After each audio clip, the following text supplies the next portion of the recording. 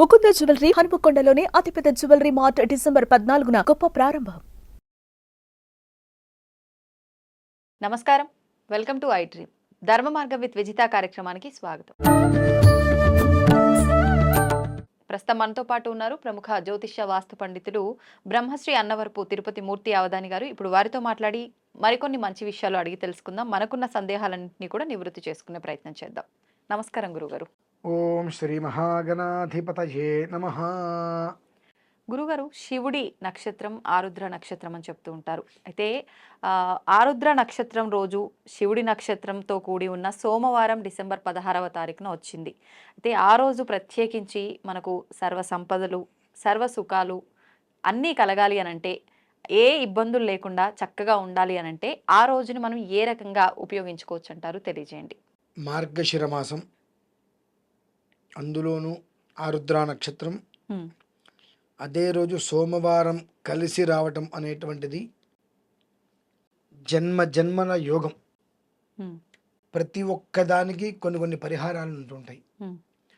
ఈ ఆరుద్ర నక్షత్రం సోమవారం కలిసి వచ్చినటువంటి రోజు నాడు ఈశ్వరుడికి కొన్ని రకాల ప్రక్రియలు కనుక మనం చేసినట్లయితే దానివల్ల మనకి ఏంటి ఉపయోగం, ఎలా చేయాలి, ఎందుకు ఏ కారణం చేత మనం చేయాలనేటువంటి విషయాల్లో మొదటిగా ఒక విషయం చెప్తా ముందు.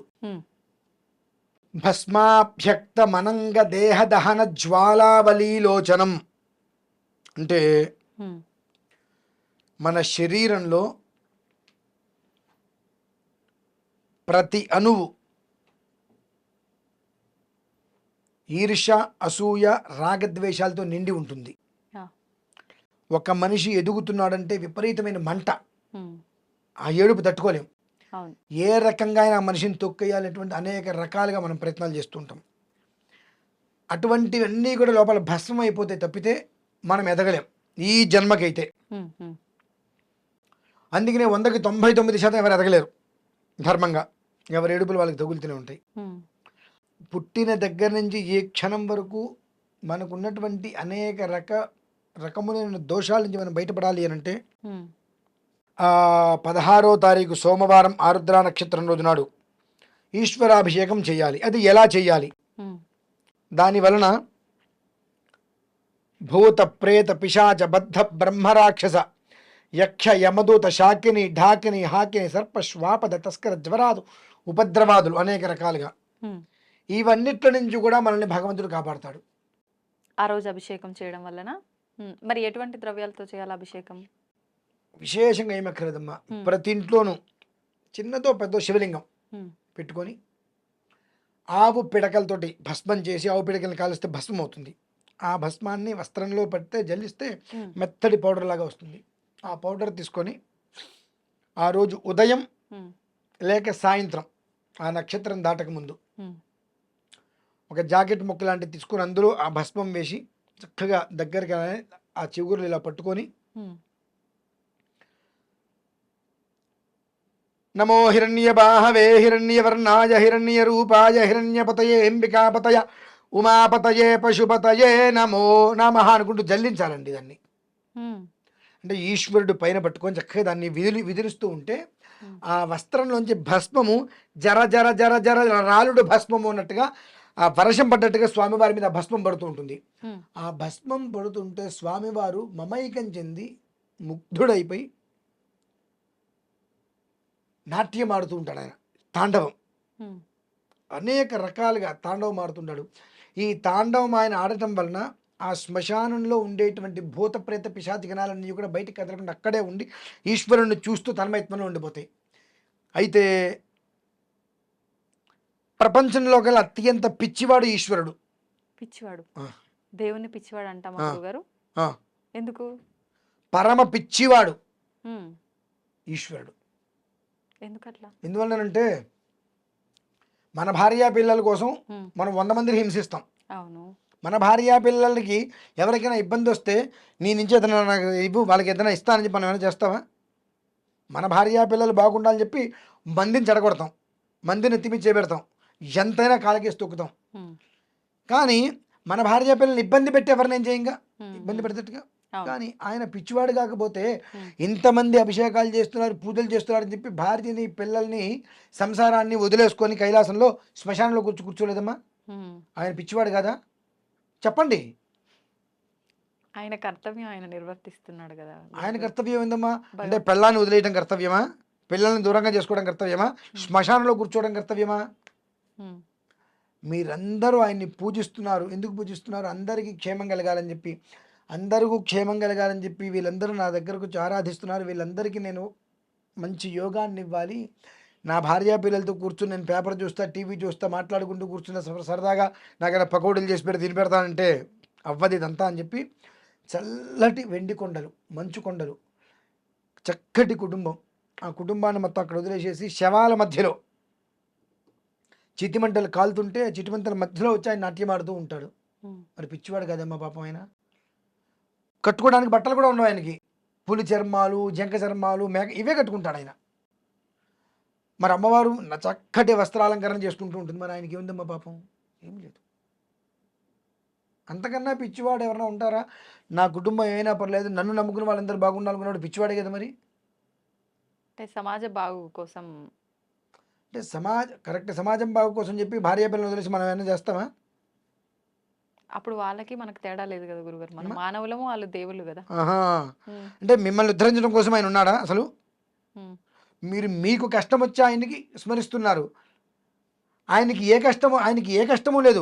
కానీ కష్టాలను మొత్తం తెచ్చుకొని కుటుంబాన్ని దూరం పెట్టి ఆ కష్టపడతాను మిమ్మల్ని మీకోసం ఆలోచిస్తున్నాడు. మీరు మీ కష్టాల నుంచి బయటపడాలని చెప్పి ఆయన్ని ఆరాధిస్తున్నారు. ఆయన మిమ్మల్ని అందరినీ సుఖపెట్టాలని చెప్పి కష్టపడుతున్నాడు. ఏంటమ్మా తప్పు కదండి. అయితే ఆ భస్మార్చన చేస్తున్నప్పుడు ఆయన చక్కగా అందులో నాట్యం ఆడతాడు. భస్మార్చన అనంతరం భస్మాన్ని తీసి పక్కన పెట్టి పెరుగన్నం, ఉమ్, పిల్లలకి మనం ఎలా అయితే గోరుముద్దలు చక్కగా తినిపిస్తాం ఆ రకంగా పెరుగు మొత్తం ఆ శివలింగానికి అద్దాలి. ఉమ్, అద్దినప్పుడు ఆయన అనుకుంటాడమ్మా,